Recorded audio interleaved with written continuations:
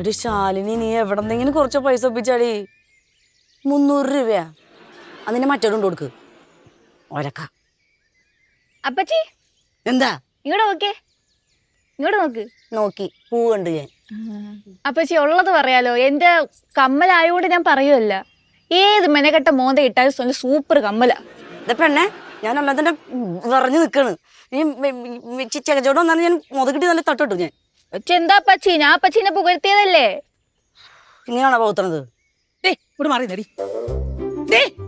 ഈ അമ്മയ്ക്ക് എന്താ എന്താ അച്ഛമ്മ ഇത്രക്ക് കളിപ്പ്? ഞാൻ നിന്നോട് സംസാരിക്കാൻ വന്നല്ല, ഞാൻ എന്റെ ബോളുമായിട്ട് സംസാരിക്കാൻ വന്നാ.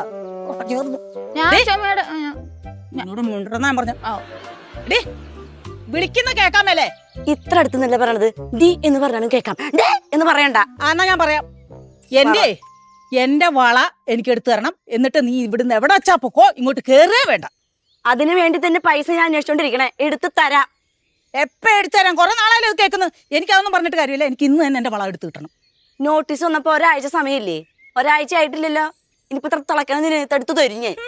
നീ അതും കൊണ്ട് മുങ്ങോന്ന് എനിക്കറിയാം. എനിക്കൊന്നും പറഞ്ഞ എനിക്ക് എന്റെ വള കിട്ടിയേ പറ്റുള്ളൂ. ഞാൻ ക്ഷമിക്കില്ല കേട്ടോ.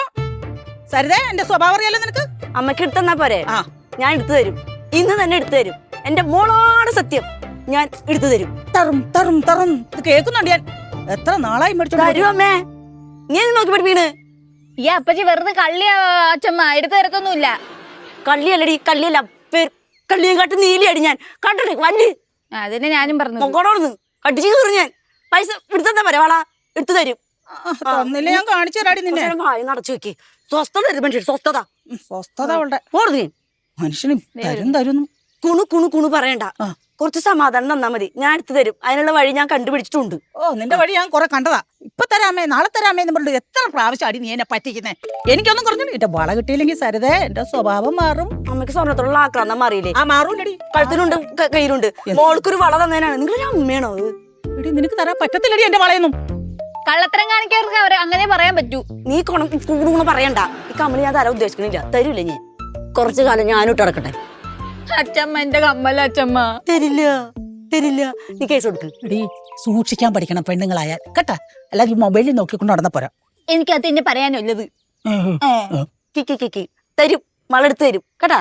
അവക്കടെ കമ്മലും അടിച്ചു മാറ്റി. കൊള്ളാലോ അവള്. എന്നാലും അപ്പച്ചി പറഞ്ഞ ആ വഴി ഏതായിരിക്കും? എന്റെ മോളെ എങ്ങാനും കുറ്റം പറഞ്ഞാലുണ്ടോ ഞാൻ കുത്തിപ്പൊട്ടിക്കും. ചുമ്മാ പറഞ്ഞല്ലേ അച്ഛമ്മ? ചുമ്മാ പറയുന്നു. ഇങ്ങനെ വിളയാടണ്ട കേട്ടോ. എന്റെ കൊച്ചിനെ കുറ്റം പറഞ്ഞു വെച്ചു. അങ്ങനെ പേടി അങ്ങട്. കൊച്ചിനെ തന്നെയാണ് ചീത്ത വിളിച്ചിട്ട് പോണേ. അതെ. സാധനം വച്ച കാണത്തില്ല.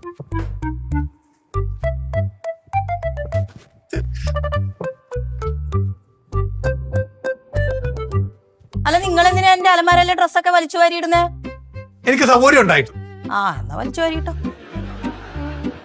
എടി, ഇതിനകത്ത് മടക്കി വെച്ചിരുന്ന എന്റെ വെളുത്തയിൽ കറുത്ത വരെയുള്ള ഷർട്ട് എവിടെ?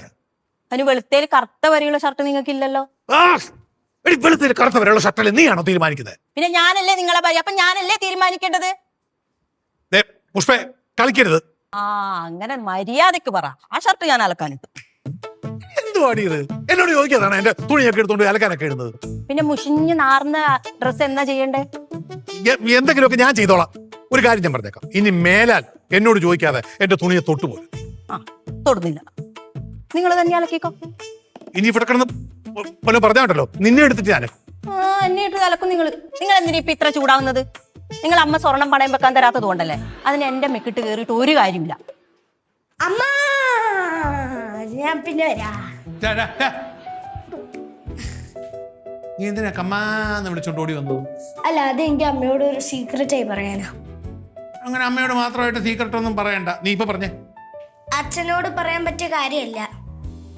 മര്യാദക്ക് പറഞ്ഞിട്ട് പോന്നാ നിനക്ക്. അവൻ എന്നോട് പറയാനല്ലേ വന്നത്? അപ്പൊ എന്നോട് മാത്രം പറഞ്ഞാൽ മതി.